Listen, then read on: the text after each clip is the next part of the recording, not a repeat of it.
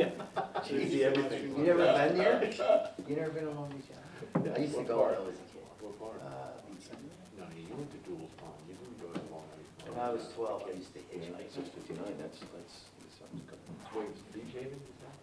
That's what I was Okay. I used to teach him You ever go swimming in Duels Pond?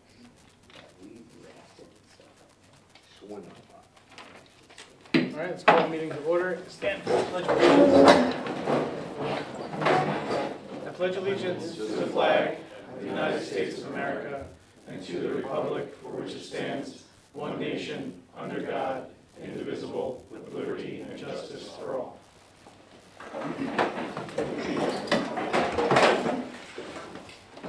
Before we get started, we'll take public comment from anyone.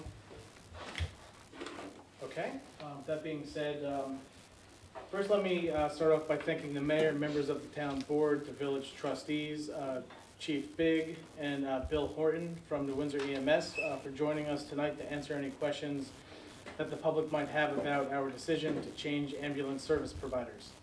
The town of Cornwall and the village of Cornwall and Hudson decided to make this decision back in May to partner with New Windsor EMS in order to provide residents with the best pre-hospital ambulance care available for a variety of reasons that have been discussed over the past 6 months.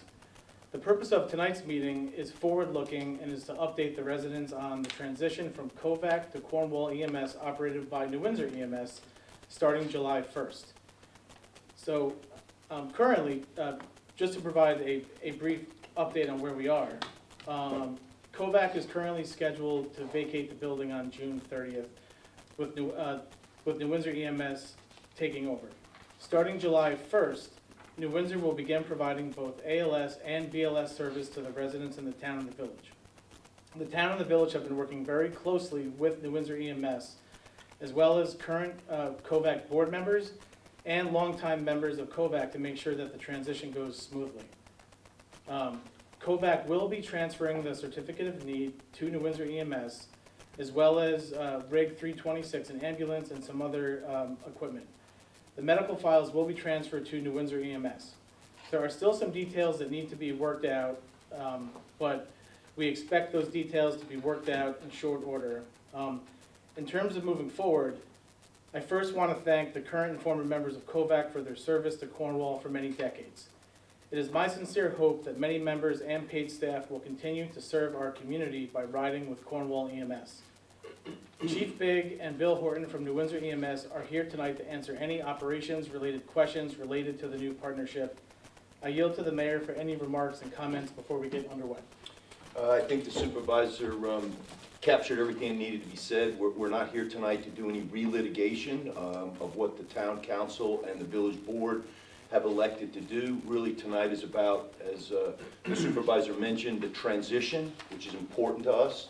It's one thing to make the decision, it's another thing to make certain we have a smooth transition and make sure that everything is up to speed and operational right away. I think there was one correction. They do have until July 31st to vacate, right? Or is it, what's the date? June 30th? Yes. To be out? Okay. Yep. We will certainly work with their leadership. The supervisor and I have met independently, individually, with a number of the members of the board from COVAC and personnel to talk this through and make sure that it's done in the, in the right spirit of things with an agency that's been around for a long time and whose service we greatly appreciate. And I don't want to step on, anything else that Chief Big or the chairman of the NUVAC board, Bill Horton, are going to speak to. But it's encouraging to us that there does appear to be a large amount of buy-in from soon-to-be former COVAC members, and that is very heartening to all of us. So without further ado, I'll yield back to the supervisor. So I think what we're going to do is we're going to turn it over to New Windsor EMS just for like a brief status update as to where we are and maybe where you see things going the next, a month or two. Yeah, so thank you for having us tonight. Any questions that we'll take tonight? So the new ambulance will be in service by tomorrow. It says Cornwall EMS on it. It is green and black with the same kind of logo as the Cornwall police cars. The vehicle will have the village seal and the town seal on the vehicle. We filed a DBA with New York State, so the vehicle can say Cornwall EMS on it, so it is legally allowed to have that name on it. The Department of Health regulates what names you can have on vehicles. So we already filed the DBA the day after the contract was signed, and that was filed with the Department of State, and that's all set for us. We've interviewed 10 current members of Cornwall Ambulance, and so far 7 have been brought on board during orientation. Uniforms have been ordered for, that will say Cornwall EMS. We have to then figure out where we're gonna go with jackets and stuff like that, but we already started the process. Those should be in next week. We have been working internally a lot with trying to make sure that we are going to be able to properly staff for Cornwall. Right now, the schedule is full for Cornwall. At times, it will be actually a paramedic ambulance and not just a BLS ambulance. We found ways to increase some staffing, which instead of having an overtime as an EMT, we can have a paramedic on straight time actually and have better service and care in Cornwall. So that's really important for us to make sure we can have the best care possible. The supervisor and the village mayor have been awesome with communicating with us, any questions, and they've asked a lot of hard questions for us to make sure that we're doing everything appropriately. Internally, we've had many meetings with our staff, with our leadership, our supervisors, to try to figure out how to serve the community the correct way. We met with Orange County 911 last week, and everything is ready to be transferred over. We're meeting tomorrow with the Cornwall Police Department and New Windsor Police Department, who'll be doing the dispatching for this, to make sure that that is also not a hurdle to go through. We've already had our first CPR class in the village, for the village Summer playground. playground. And until we are up and running 100% out of Clinton Street, we'll be working with Newburgh Ambulance, who has a couple CPR instructors, to get some classes done right away in the community, and we're bringing on a bunch more instructors shortly also. So we're ready to go. It's a big responsibility, and I don't take it lightly that we're going to be providing this care for Cornwall. We've been providing the ALS care for Cornwall for a long period of time, and I think that other areas will see this as a progressive way to try to fix the EMS system. As we know, Orange County has a long history of having issues with getting ambulances out in different areas, and New Windsor was one of those areas 20 years ago. And I think with our leadership now and lessons learned, we're really ready to do this. And I live in town. Anybody has any questions or concerns or any problems with the ambulance, you can have my cell number, my email. I'm around all the time, so any questions, please let me know. I'm here for the community, and July 4th, we're ready to go. We're gonna have multiple paramedics, ambulances, ATVs, and bikes on the town grounds for the 4th of July. That's gonna be our big first task within the first couple of days. Tomorrow will be our graduation, probably with the new ambulance, just to be there for the community. I'd just like to kind of build on Michael and echo some of his comments. We're really excited and humbled to be asked by the Cornwall community to hop on board as the pre-hospital care providers in the entirety for the Cornwall community. I think it's important this is more than just actually a local decision. If you look at EMS in the region and in the state and even the country at a macro level and a micro level, EMS is changing dramatically the way it's provided across the state. The challenges that many communities are facing in providing EMS to its residents and its business owners is getting harder and harder almost every day. And I applaud the Cornwall community for being progressive when it comes to ensuring that there's good care for its community, for its citizens. There's going to be a point where we are in the county at the regional level are short of ambulances. And I think that the proactive approach by the town board, the village board of trustees, the mayor, and the town supervisor is it was a difficult decision for them, but I think at the end of the day, people are going to be grateful that they made that difficult decision and put everything they could to ensure that the community is safe. I think I said to the mayor, when you're in that role, everybody's relative, right? You want to make sure that everybody gets the same care and gets timely care. And again, we're very grateful, and we're humbled, and we're excited. It's a big task when you look at providing an ambulance 24 hours a day. It's equal to 8 full-time equivalents. Our model is going to include paid staff and hopefully some volunteer staff, but 8 full-time equivalents. It's a lift for us.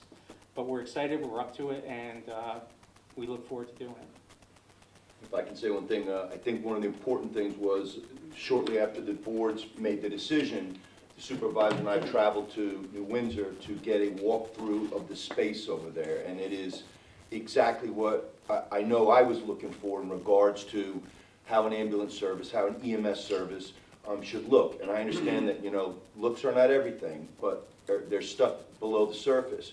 But I think the coordination between us, the four of us have basically been in contact almost every single day into late at night, discussing things and making sure that we're game planning for things. There are going to be some bumps along the way. I think one of the important things that we are doing, we're going to do this in the village, and I'm pretty confident the town's going to do the same, is Mr. Horton, who's the chairman of the board, is going to be attending our weekly department head meetings. If I meet with police, and I meet with the water department, and I meet with DPW, and I meet with code enforcement and the building inspector, it makes sense that since this is something that is this significant, that's going to cost this amount of money, and really is a preeminent issue for us, public safety, and making sure that our folks get pre-hospital care that is top-notch, we should be in a loop on things. So we're looking to do that. One of the other things that we're discussing and haven't made a definitive determination yet is in regards to adding members to the board in New Windsor. I mean, New Windsor is 29,000 residents. I believe we have 13,000 residents.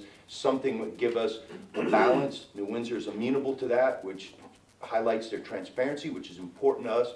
We know where the money's going. We know how assignments are made and things like that. So the last thing, I know there's going to be some questions about this in regards to money. There's some people that have looked at the contract, the 3-year contract that we executed, and asked questions like, well, why is there an escalation clause in there? And why does it go from here, from 1 year to the next to the next? We can't be perfect in forecasting what we believe the economy is going to be like next year, the year after, and the year after. They're in the same position too, because if they're not able to bill insurance providers, which is a significant portion of their incoming revenue, they could take a loss too. Is this something that we decide to discuss in good faith a year from now, once things settle down, say maybe next June or July? Absolutely. So it's not a perfect deal, but we're going to work to make sure that it becomes a perfect deal. Yeah, so the plan is just in terms of looking at the finances of this, so the town begins its budget process, let's say July. And so when the town begins its budget process, we'll sit down, we'll talk to New Windsor, we'll take a look at things, but that'll be a year from now, because they're gonna need a year of numbers to really see how things work out, how much money's coming in from the private side of insurance. We've got inflation running rampant right now, so is this contract covering all the costs? So, look, we're gonna re-examine it, we're gonna take a look at it, we'll sit down, and we really wanna make this work. And so I just think the public needs to know that both the mayor and I are committed to making this work over the next 3 years and really trying to, make sure that the residents have quality care here in the town and village. Yes? To that point, quality care for the residents, from the residents' perspective, nothing changes. Dial 911, right? That's something I think we should probably just make clear. If you were gonna dial 911 last month, you dial 911 this month. And then just the 7 that you brought on board already, is that already a mix of paid and volunteer, or is that volunteer? So far, it's all paid staff. I do have a lot of interest in people from volunteer side. We have some volunteer interviews, but the process for onboarding volunteers is it has to go to the membership meeting, where paid staff we can hire through our committee. I would probably think, and not to speak for those people who applied, this is their employment, this is how they make their living, and that they needed to be a little bit more quick to act than maybe the volunteers who can probably feel it out just a little bit, give it a little bit of time.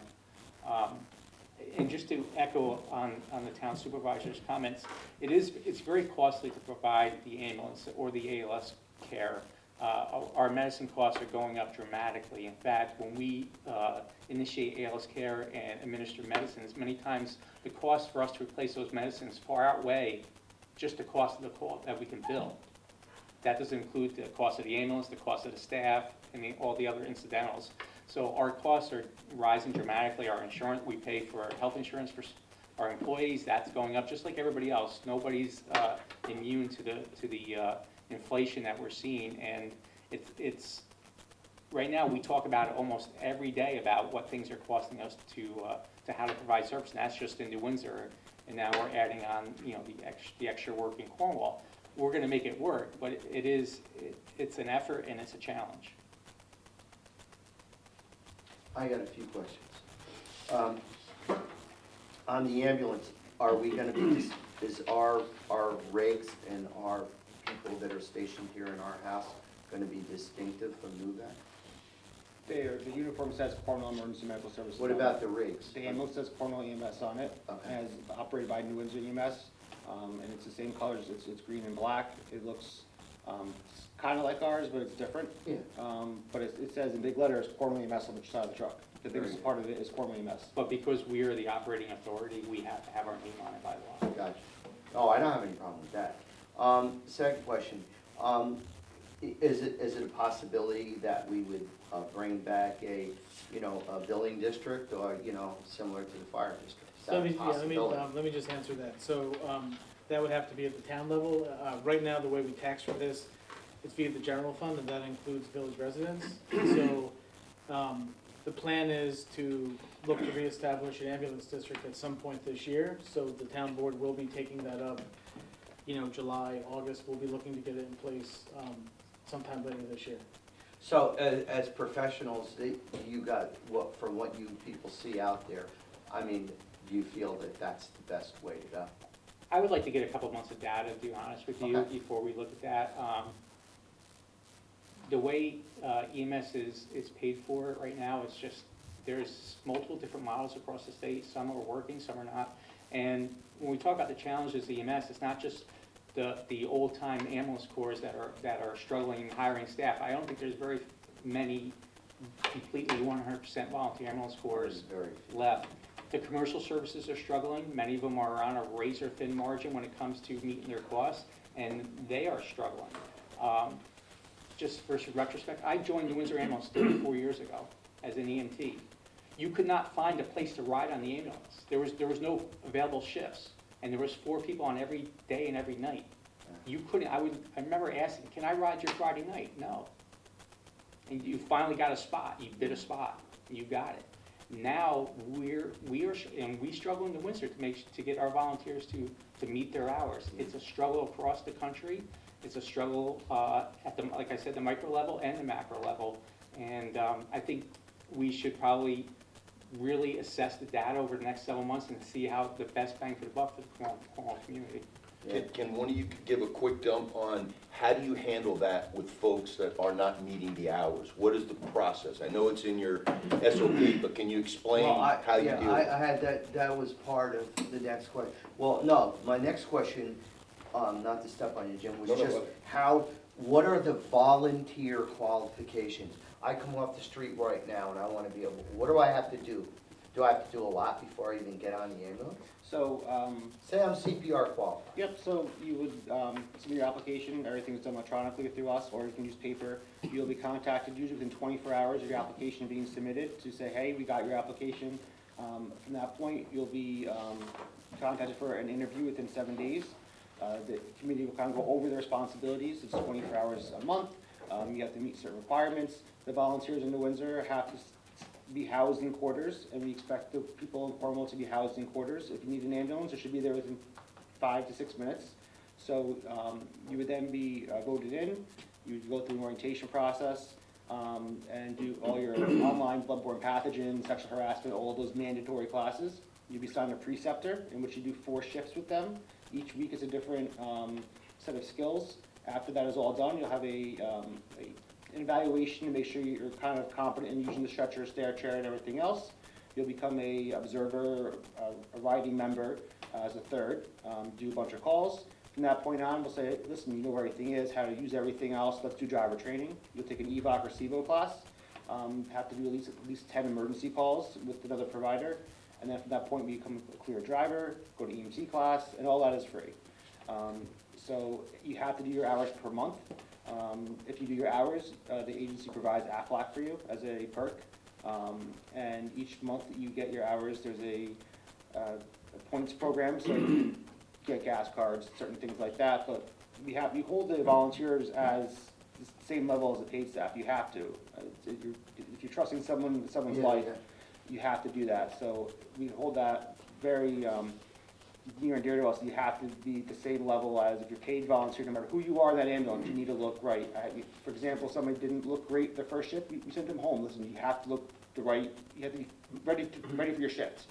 And we've been very fortunate to have some really great providers, and professionalism is number one for us. Just a quick question. Going back to the volunteer as opposed to the paid, what percentage of the hours are volunteer hours as opposed to the paid hours? And I have a second follow-up question. So we break it apart into two areas where we have the paramedics, we have the paid EMTs, and then we have volunteers. So there are 2 paramedics on 24 hours a day, which equals about 700 hours per week. And the paid staff, New Windsor has about 700 hours a week of paid EMTs. About 1,000 hours a month are from volunteers at New Windsor. We, right now, have been doing the process of once you volunteer, you get your EMT and you're really qualified, you can now come to the paid side who want me a career out of this. So you can transfer to get a job out of this. Right, because what I'm thinking of, and Bill was talking at the macro level, so it's looking like, and you've mentioned that, I'm not saying you're struggling, but you're keeping on top of your volunteers. And back when Bill started, it was much easier. Now it's getting a little tougher. So I'm assuming that in the future, there's going to be more and more paid personnel rather than volunteer personnel. Yep. Over the past, just say the past 5 years, how many additional paid personnel have you had to hire? I would say we probably about a 30% increase. A lot of it is because of the call volume has increased a lot, especially in the overnights. And I'd say it's harder for people to want to respond to a second call at 2 a.m. when you have to go to work the next day. For example, last night there was 3 calls at 4 o'clock in the morning. We had 3 crews on. But 2 of them were just help somebody have a chair type of situations. And many people aren't going to get a bed for that if they don't have to. So you have to have the staff in quarters. So the trajectory is still It is. on the It's upward. unfortunate. And it's the fire side, it's the EMS side. As you're elected, municipal leaders, you might be having a discussion in 10 years about fire. Yeah. So, Or sooner. or sooner, easily. It's just the model is changing. That volunteer component in our community isn't as strong as it was in 1955 when Kovac started, in 1957 when the Windsor Ambulance started. It's just people have a different lifestyle now and different challenges and different responsibilities to meet. Just to go back, Dave, real quick, your comment and questions. Our procedure is to have 2 certified people on the ambulance at all times. Okay. Besides the observer driver. Right. We feel that a single provider, say an EMT, needs the support of another trained person. And CPR is always, we want everybody to be CPR trained. We want to be successful when our CPR calls, but they make up a very small percentage of our calls. Thank you. So, a question on the onboarding process. Volunteer walks through the door today. What's the realistic expectation for when he is qualified to ride the rig? But they'll be allowed to start immediately. Depends on if they want to ride more hours, they can be cleared a lot faster. If someone came in that had, if Jim joined, he's law enforcement experience, driven police cars before, he'd probably be a little bit faster through the process because he knows how to operate and was an EMT before. So I think it really depends on the history. If you have no experience in EMS, we don't want to put you in a situation in which you're not able to do the job right. But it really depends on how much effort that person wants to put into it. And if they want to ride extra shifts, they can definitely do that. I think the big thing we've seen with volunteers and going down was really COVID, because people don't want to go and get exposed to COVID and go home. And you see a lot of that where people are not wanting to volunteer anymore because I don't want to voluntarily go to someone's house that has COVID and bring it home to my kids. So I think that really, you saw the volunteer hours go from about 20,000 a year to about 15 to 12,000 a year because of the COVID part of it where, listen, it's not the same part of volunteer was years ago. Now I can get COVID and really get my family sick. Do you have you had to adjust the way that you would handle somebody that didn't meet the threshold of hours? Is there, do you? So we are addressing that now, and we're trying to find the balance. Honestly, the volunteers, they're a big component of what we do. We want them to volunteer. If we drop the hammer too hard, we lose them. If we're not stern enough, then we're shortcoming our other people who are making the hours. So we're trying to find that balance. It's a little bit harder, even than still a volunteer firefighter. I know there's a couple of chiefs out there. Volunteer firefighters have maybe a drill or two a week and then go to the calls. We require you to be in the building 12 hours a week, plus a 24 on the weekend, on the weekends. So there's a little bit more commitment for volunteer, and not to shortchange, I'm a volunteer firefighter, not to shortchange that, but there's a little bit more of a time commitment, of a specific time commitment for our EMS providers, and it's hard. It is hard. We make the volunteers also do all the mandatory training that your town employees do. They have to do sexual harassment, workplace violence, fire extinguisher. We make them, if you want to keep volunteering, you have to do those things. We're in a different age now, that's a requirement for us to do. So I really feel the model is going to be, you come in, you get experience, you get your EMT, you get experience, and then eventually you can make this a career, go to get your paramedic. We've had a lot of people come in and get their EMT, get their paramedic, and now work for us. And I'd rather invest in our own community members, and instead of hiring people from the outside, I mean, it happened to me. I got my EMT, my paramedic, I got hired. A lot of people in the organization kind of grew up that way. So what's the plan to make sure that there's adequate education, for the AMTs? Like, I guess classes that are available.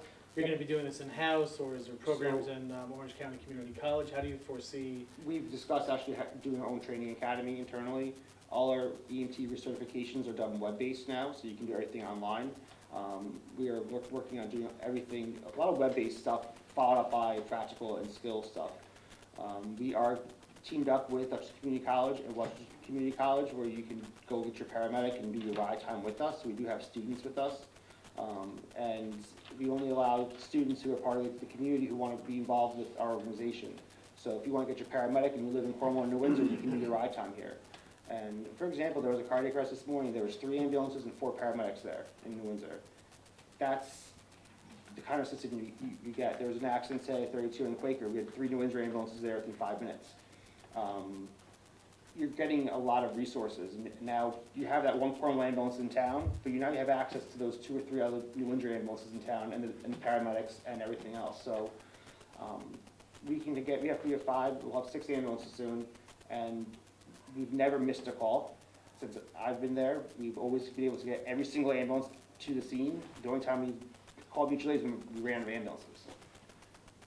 Michael, can you help explain to everybody, what is the plan going forward for recruitment? You touched Yes. on retention, but how are we gonna recruit people to fill those vacancies that you're gonna now need to staff? So the biggest thing we're trying to do is that little Kovac ambulance that they had, the orange one, the quality truck, the Kovac one, the fire truck. We're gonna rebrand that and have QR codes and join here and get that out there to the schools. We wanna get more involved with the schools. The next goal is we're gonna write letters to all the community organizations just introducing ourselves. Hi, this is Michael, this is Bill, we're New Windsor, Cornwall, we want you involved, and do more community outreach.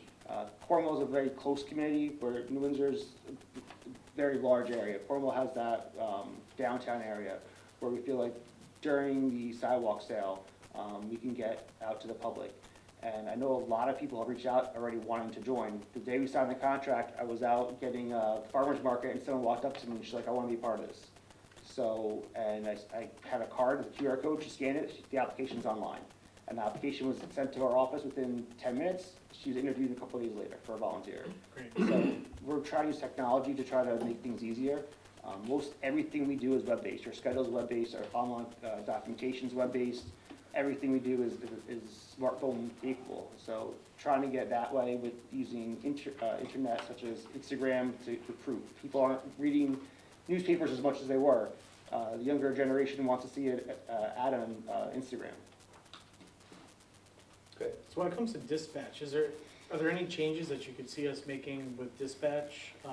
Or do you think it's fine the way it is currently? We've actually identified that up the nicely. dispatching as probably one of the gaps that we're gonna have to pay very close attention to. We typically are dispatched by our New Windsor Police Department, and then we refer to that as Base 5, much like you refer to your police department as Base 4. Base 5 is staffed by 2 professional dispatchers 24 hours a day. Your Base 4 is not staffed quite to that level, and at certain times it switches out to the county 911 center out in New Hampton, which if somebody calls 911, obviously that's where it goes. And So we've identified that dispatching is a place where there could be a gap. Okay. Because if a call, somebody calls 911, or maybe it goes, they think it went to base 4, then it gets transferred to 911, and each one is looking at it saying, we thought the other one had it. We're actually meeting tomorrow with Chief Hazard, Chief Doss, Lieutenant Feo, the supervisor for the town of Windsor dispatchers, and ourselves, to try to start ironing out, make sure, because I talked to Chief Doss the other day. He's in contact with Chief Hazard almost every day. Sure. And we're just trying to make sure that we don't miss anything. And one of the things that we've said to our own staff is, the onus is gonna be on us to do the right thing, right? If you know that there's a call out there, and for some reason it's not being dispatched, get on the radio, figure out what's going on, and get the ambulance moving to the call. I think I said to Josh and Jim early on, and Jim alluded to it earlier, there's gonna be bumps, there's gonna be mistakes, but we're gonna own them. We'll do better the next time. If we wait for the most perfect plan, you'll never get there. When I was, in another world, they said, get a 70% plan and adjust for the wind on the way. So, Yeah, I was gonna say, I think the key is like continuous improvement and just constantly So- just talking. Dispatch, Yeah. the dispatch in Cornwall's dispatch center and New Windsor's will have the same frequency now. We won't have a Cornwall frequency and the Windsor frequency. Everyone's on the same channel. So if Cornwall police need something, they can talk to base 5, they can talk to the crew. So there's one frequency that's gonna be out there. And if the Cornwall dispatch hits an all-call tone, it opens up our pagers at New Windsor too for the crews on there. Same vice versa. So everyone's gonna be in the same frequency. Are those open frequencies? Yes. Scanners can pick them up? Yeah, yeah. Do you change your frequencies daily, or do you Never. stick with, No. you never change? not like the FBI or No. something like that. Nope, we have, and right now, it's a phone app too. You can get your calls on the phone app. But yeah, we met with 911. 911 said that you're too busy for us to even dispatch you. Since we do so many calls in New Windsor, they don't have the manpower to even dispatch us. So, Even that we talk about base 4 doesn't have 24-hour coverage. Even 911, the county 911 center doesn't have 24-hour EMS dispatching. At midnight, they switch to the fire. The fire picks it up. So even the county isn't there yet. So, Bill, is base 5, is that a CSCA job? yes. yes, It is, okay.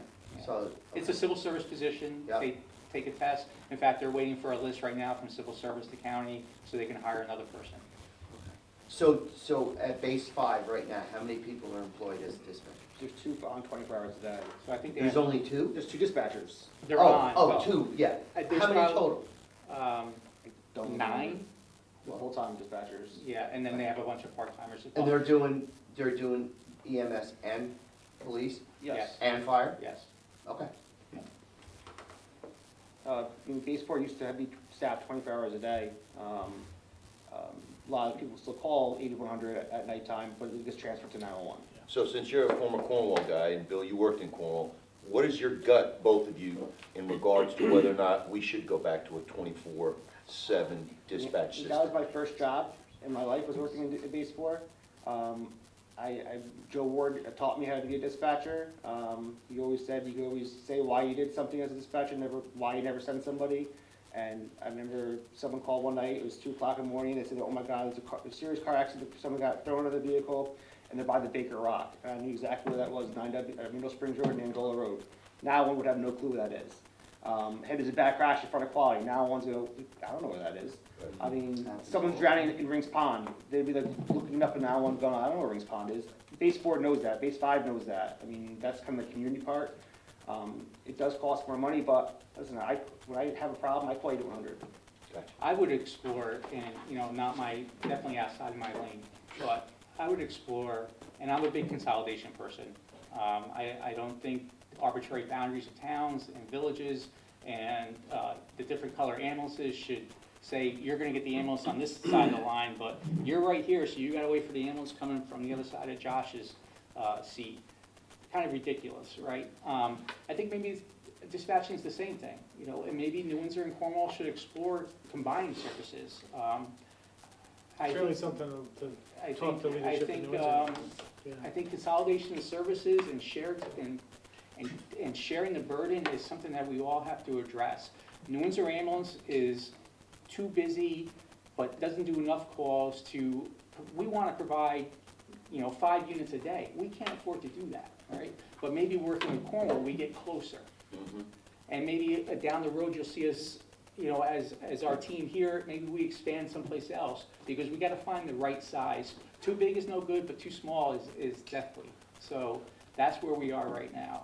So maybe one day base 4 and base 5 work together a little bit differently than they do now. On the financial model, there's municipal support, there's billing. Is there a philanthropic component, personal, corporate, anything like that? You have membership, do people, you know, are you a 501c3 or are you? Yes, yeah. 501c3, yep. Yeah, And we have a fairly successful fund drive in New Windsor. I think Kovac used to do something very Cornwall similar. is And more Kovac successful, was actually. extremely successful in the past. And maybe once, you know, we get our feet firmly on the ground and people are kind of over the hump about the change, maybe we explore that. And we've talked about this, and we talked about it with our municipal leaders, and we talked about it with the president of Cornwall. One of the things we're doing is we want the assets that come from Cornwall and the resources that come out of Cornwall to stay in Cornwall. We're not looking to cross the monies or do whatever we can. Of course, ambulances will go to do calls, but at the end of it, we actually, you know, by required of law, our Medicare, we've had to make a distinguishment between our Medicare billing.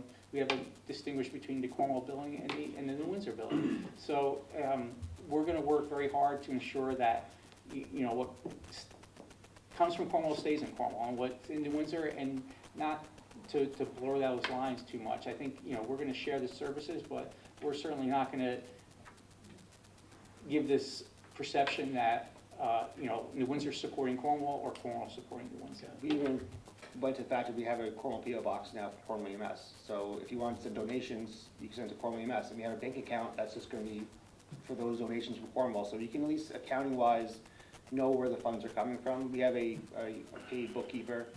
We have people that do all our finances professionally. And the village and town has a copy of our audit from last year already. I mean, our audits go to both towns. so the DBA allows you to collect contributions to Cornwall EMS. Yep, It just it's as part filed, of the. yep, that's part of the contract, yep. Thanks.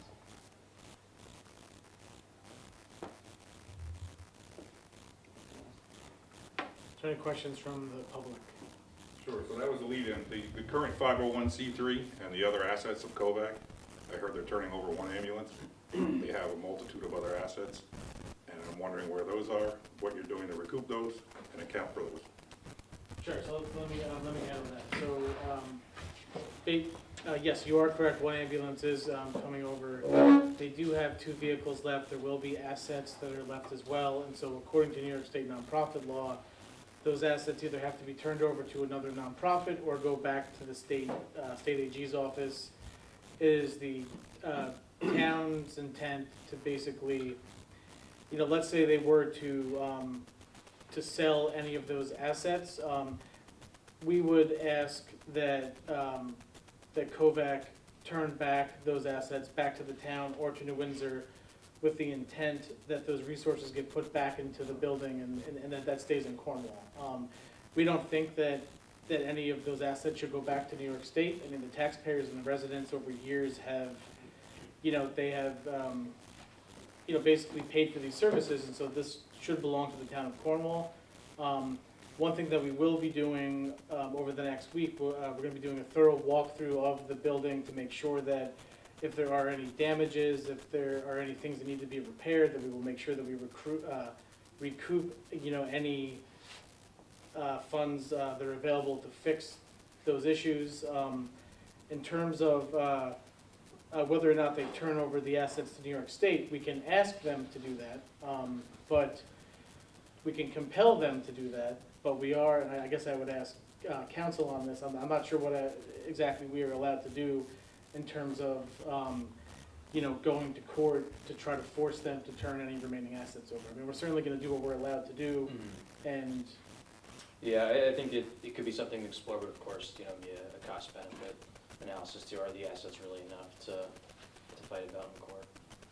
and so, you know, and so look, before they dissolve, they do have to provide a full accounting of what's, you know, so it's basically liabilities versus what's coming in.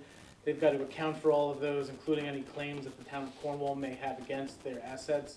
And so once that all gets ironed out, we'll see what is left. They can't dissolve until all of that gets worked out. And whatever's left, yes, they will either have to give back to New York State or give to another nonprofit. They cannot turn it over to a for-profit entity like Mobile Life or Ambulance. They can't do that. That's against New York State nonprofit law. So we're definitely keeping tabs on this, and we will certainly be, making sure that, to the extent that we're, able to, can keep the resources in town. We've been in close contact with their board. This is a process, and I think Bill alluded to it a minute ago. Obviously, there's the shock over the decision, and then there's the 5 stages of grief and the dealing with it. We've come light years in the last month and a half. Do we have a ways to go? Yeah, but it's moving in the right direction regarding the con, which we thought was going to be an issue and wasn't, and in regard to their assets. Our only concern, and the supervisor and I talked about it this morning, was for them to potentially sell what they own, because they bought those vehicles from the town, to sell those for liquidity purposes, and then either, keep it in a bank account or give it to another agency, maybe across the river. Not suggesting that they are, but to avoid those things. We're in talks. We trust the people we're dealing with. We're dealing in good faith. We hope that they feel the same way, but we're not there yet. But yes, the first step was getting the con. The second was getting an ambulance and what's the machine, Michael? Lucas Lucas. That machine, and then we're gonna move forward on the other ones. Yeah, so we're gonna make certain that whatever should stay here, stays here, but it's just a process. When is their dissolution? Well, we won't know that yet. So the license to operate out of 2 Clinton Street, that expires on June 30th. Okay, That's separate from their dissolution. That's a separate process that goes according to nonprofit law that they have to follow, that the town really doesn't have much say over. That's governed by New York State nonprofit law. And so, there's certain things that we could do if the town has claims against any of their assets. That's one way that we can intervene in that process. But beyond that, unless we have legal claims to their assets and we have issues, there's not much we can do besides compelling them to do what we'd like them to do. do we know if they have any litigation against them? I do not know that. I do not know that either. Not that I've heard, but that doesn't mean that it doesn't exist. Just I- wondering. I'd just like to add, and I don't know if we were 100% clear about this, we were able to do a cursory walkthrough of the building at 2 Clinton Street with the town supervisor maybe 10 days ago, or whatever it was. For whatever reason, the condition of the building is not good. We're not comfortable putting our staff there yet until we're able to address some of the deficiencies with the quality of the systems and the cleanliness of the building. So on July 1st, you will not see a Cornwall EMS powered by New Windsor EMS or whatever the comment or the quote is out of that building. We're very respectful of our staff, we're very protective of our staff, and I can't ask them to sit in that building until we address it. Do they have vacate standards that they have to reach?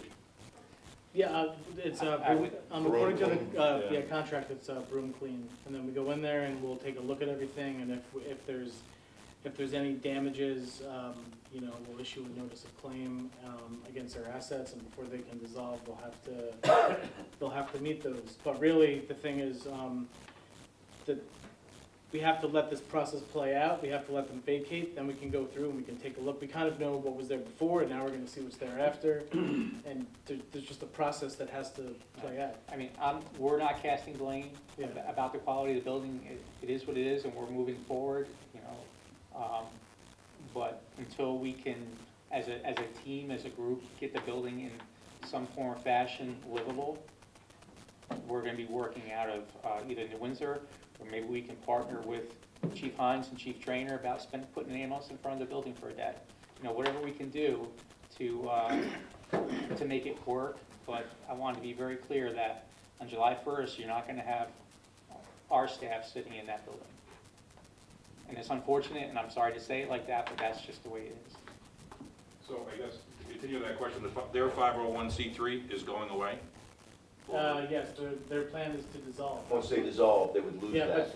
but that takes a But period of Are they time. gonna do that? That's the question, because otherwise they could send out a flyer for donations and keep on moving forward. I believe that's what they decided last night, was to dissolve it.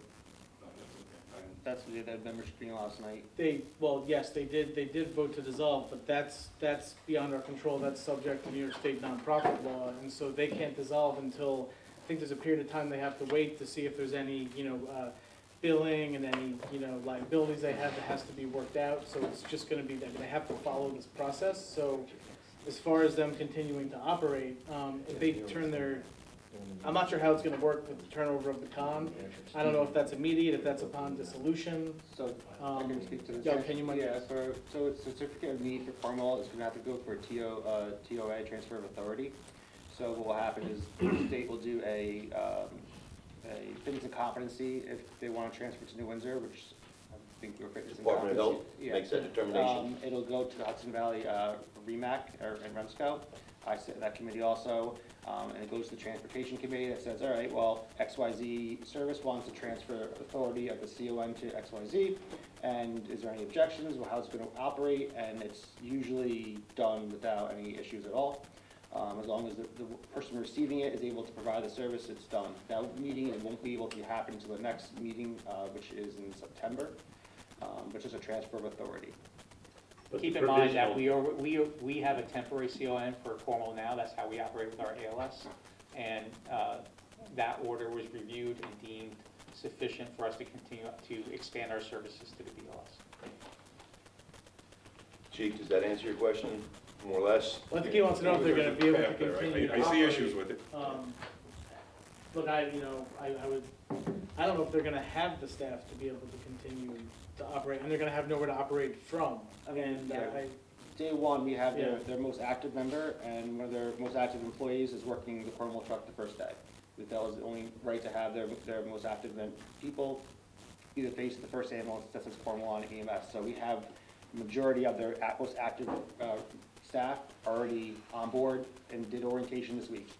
So, yeah, I mean, I think it's important to say that, look, we've revoked their license to operate. They're a private nonprofit entity. What they decide to do is really up to them at this point. We have, no control over how they decide to operate. So if they decide to go on calls, we don't have any control over that. I guess they would be I wouldn't think they would do that, but. so 911 Yeah. owns, the municipality owns the 911 call. Yeah. You dictate who 911 sends. The only time Cornwall ambulance would be able to respond to a call is if they receive a direct phone call directly Yeah, to and so their that's all service. getting turned over, so. Yeah, so Yeah. there's no real They're not gonna way, get called. unless they're gonna do a standby or something situation. And I don't think that's what their intent is, in meeting with their senior leadership. They met with both Josh and I don't think that's their intent. I think their intent is to make this as seamless as possible, but there are some things that are gonna have to be worked through, so. And we also met with some of their senior people, and it seemed as though the sentiment was that they want to try to leave the Cornwall pre-hospital environment better than when they found it, so that they would, help us position ourselves to be good providers and not, try to take their toys and run away, that they wanted, their legacy would be that they help move the process forward. Is there any other questions? I got one. Yes. Communication-wise, you spoke about New Windsor Police and Cornwall Police. The first responders in the field, what frequency are we using to communicate with your ambulances? The Kovac frequency or New Windsor? The New Windsor frequency, I think the mean term will keep the Cornwall frequency on, but I can email you all the frequencies for New Windsor EMS, so you guys can have it. The Cornwall truck in town, make sure that they also have a Kovac portable in the meantime, so they can talk to you. We have to, that's a good question, because Kovac has already reached out to the Valesgate Fire Department, who owns a tower on Snake Hill where Cornwall's repeater is. Yes. So they've already talked about how to start to disengage with that, so we'll have to put that on our things to do list for tomorrow. Yeah, the comms plan here is, which I think is the chief's point, is gonna be pretty significant. I mean, we hit the ground running on day one, making sure that we don't miss anything, because I thought we were still using that freak, so making certain that we knit all that together, police, fire, and EMS. That equipment though, up on the tower is all town-owned repeaters, so I don't wanna see the town lose that capability of having that channel up there. If the highway, we use it as a tack channel, but there's a rent fee, I think it's like $1,500 a Yeah, year. there's a fee to be on It's the minor, but it's, It's new. yeah. What's that? It's new, The isn't it? repeaters now. Yeah. That's all town-owned.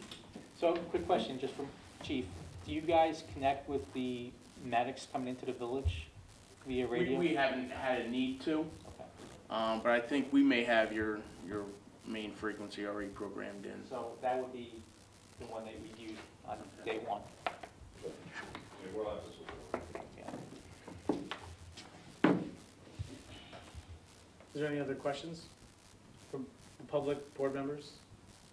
And I would just add that it's gonna be a cumulative and a cooperative effort. You know, maybe village and town police officers try to attend more calls if they can, if they're available, to kind of just get other people, you know, on the scene as quick as possible. So if there's, you know, something that isn't just right, another person there can always help. So if Chief Hazard's team or Chief Dixon's team are available, maybe they can just swing by a run to the gym if they have to. And is it my understanding that New Windsor's already and continues to respond to BLS calls in the village and in the town of Cornwall? We did today. Thank you. When Kovacs unable to respond. Yes. Yeah, yes. it's been So- happening the entire month. Yeah. So as we move into this transition phase, you guys are already dealing with additional BLS calls that you're handling on behalf of Cornwall. Yep. And we're handling it with our dedicated New Windsor staff, not necessarily the extent, you know, the enhanced staff. That changes on the first of the month. Yes. Okay. Good.